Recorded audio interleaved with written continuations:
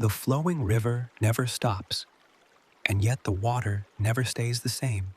Foam floats upon the pools, scattering, reforming, never lingering long. So it is with man and all his dwelling places here on earth. Says Kamo no Chōmei, in the year 1212, in the hills outside Kyoto, an old monk named Kamo no Chōmei finished writing one of the most quietly devastating essay in Japanese literature.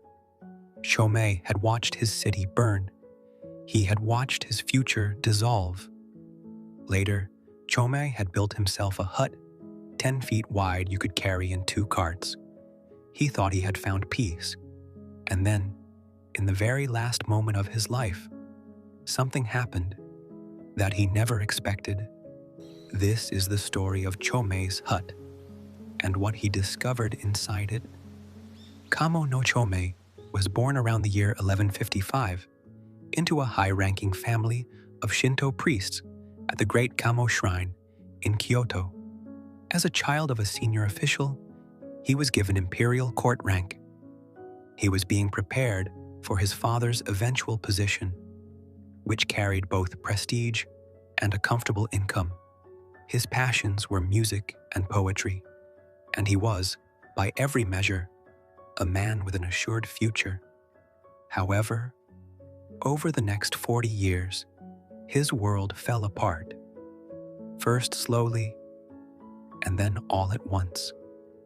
Looking back near the end of his life, he writes, "In the 40 years or so since I reached the age to understand the heart of things, I have witnessed many awful happenings." According to Chōmei, to read our own time honestly, we must hold it up against another. He writes, and I quote, "To understand the world of today, hold it up to the world of long ago." In the spring of 1177, a great fire swept through Kyoto and burned 1/3 of the capital in a single night, shortly after the death of his father. A few years later, a famine occurred over the country, and then, in 1185, an earthquake took place. Every temple toppled. The aftershocks lasted for months. But what was strange, Chōmei tells us, was not the disasters themselves, but what came after. For a while right after, there was talk of the vanities of this world, and people seemed to be rid of the sinfulness in their hearts. But as days and months went by, no one spoke of it again. Needless to say, this should sound familiar. Every generation has its own disasters. The pandemic, the recession, and the war. We tell ourselves, this time we will remember. This time we will live differently. But then time passes, and we forget. Seeing all this, Chōmei was deprived of a future that had seemed assured, and found himself cast out upon the world as it was changing around him. Chōmei says, "I struggled on for 30 years in this unkind world." His father died. His expected inheritance slipped away. His path to the family priesthood was blocked by a powerful relative. The future that had seemed assured simply dissolved.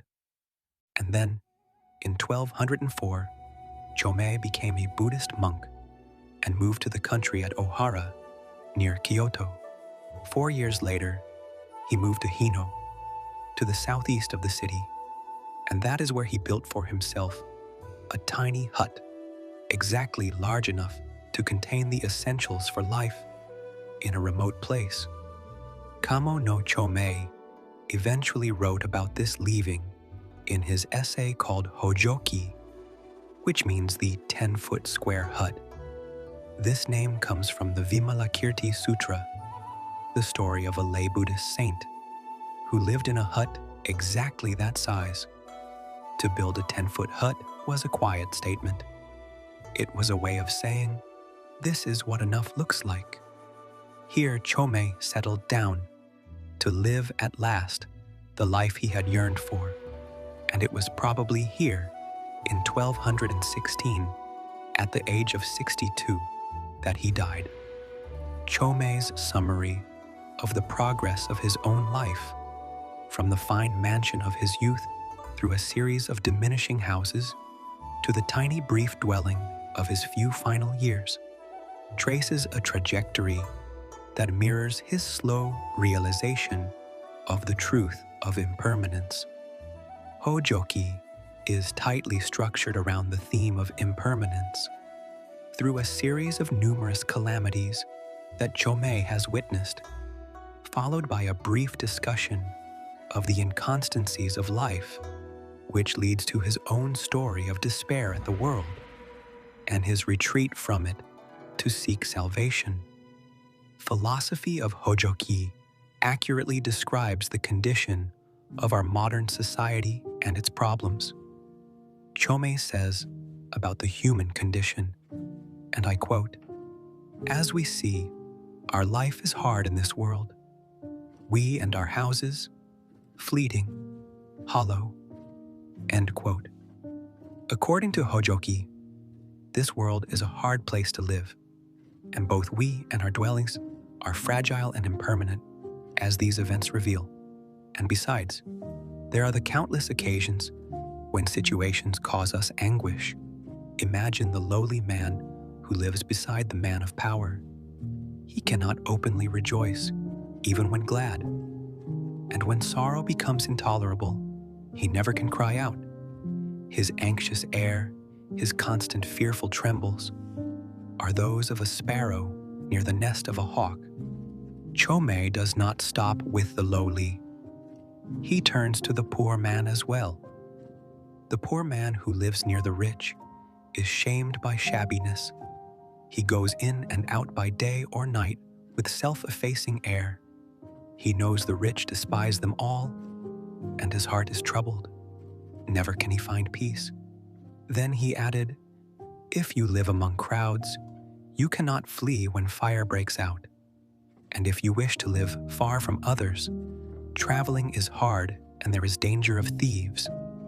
The powerful are greedy, and those who stand alone are always mocked." And at the end, Chōmei says, "Men of means have much to fear, but those with none know only bitterness. If you entrust yourself to the care of others, you will be owned by them. If you care for others, you will be enslaved by your own solicitude." This is what philosophy of slow living noticed long before slow living had a name: the endless comparison, the quiet violence of always living in someone else's shadow. The faces and the screens are new, but the sparrow near the nest of a hawk is old. And so Chōmei is left with one honest question. The same question, perhaps, that we ourselves are quietly asking. Where can one go, and what can one do to find a little safe shelter in this world and a little peace of mind? For Chōmei's answer was his hut. Inside the hut, there was very little: a bed of dried bracken for sleep, a small shelf with 3 black leather baskets holding scrolls of poetry, music, and the Buddhist sutras. The philosophy of his hut was simple. He lived without obligation. He played music not for an audience, not for praise, but as he himself wrote, "I play just for myself and sing to give sustenance to my own heart." When he was tired, he rested. When he wished to be lazy, he was lazy. He puts it like this: "I can be lazy if I like. No one here to hinder me. No one in whose eyes to feel ashamed." 5 years passed in this way, then 10, and as the years went, something quietly changed. The leaves rotted on the roof. The moss grew over the lower walls. The hut he had built to be temporary, to be folded and carried away in 2 carts, was no longer temporary. And looking around at this quiet little world, Chōmei wrote, "This passing shelter of mine has slowly become a home. The cocoon for one last season had become a home." And Chōmei, looking back over his whole life, sees the strange shape of it. The fact is, as Chōmei gets older, his houses become smaller. That is his entire life in one line: a grand house, a smaller house, a hut. And now even the hut is enough, perhaps too enough. One quiet dawn, the moon is rising, the hills are still, and he writes, "The moon of my life is setting." Philosophy of his hut says, peace is found, quiet is enough. He could have ended his book here. Most writers would have. But Chōmei was not most writers. He looks at his own peace, and he sees something he had not allowed himself to see before. Buddha taught we must not be attached. Yet the way I love this hut is itself attachment. And then, the line that turns the entire book inside out. To be attached to the quiet and serene must likewise be a burden. Read that slowly. Even peace, Chōmei is saying, even quietness, even the small life you fought your whole life to build, even that can become a possession. Even that can become the new attachment that keeps you from being free.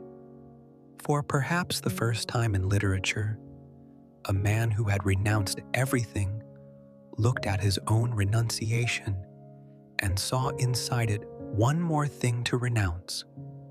He turns on himself and addresses himself in the second person, like a teacher confronting a student. You fled the world to live in the woods, to quiet your mind and live the holy way. But though you appear to be a monk, your heart is soaked in sin. Your home is inspired by that of Vimalakirti, the saint who lived in a 10-foot hut. But your practice is not even equal to that of Sudipanthaka, the most stupid of the Buddha's disciples. Has your discerning mind just served to drive you mad? He waits for an answer. There is none. The book ends like this. To these questions of mind, there is no answer. So now I use my impure tongue to offer a few prayers to Amida and then silence. Today, you don't have to live in a hut. Most of us never will. But Chōmei was not asking us to leave. He was asking us to notice. What is the house you have built around yourself? It may not be brick and plaster. It may be the job, the routine, the quiet little life you have finally arranged after years of struggle. And without realizing, you may have already begun to love it the way Chōmei loved his hut. 600 years later, Henry David Thoreau wrote his own answer beside Walden Pond. A man is rich in proportion to the number of things which he can afford to let alone. Chōmei would have understood and leaves us with one last instruction. To understand the world of today, hold it up to the world of long ago. See what is the same and what is finally ours to put down. That's all for today's video. If you enjoyed this video, please don't forget to give it a thumbs up and subscribe to our channel for more empowering content. And if our content has inspired you, consider supporting our channel by becoming a member or giving super. Your contributions enable us to keep delivering valuable and uplifting content. Thanks for watching.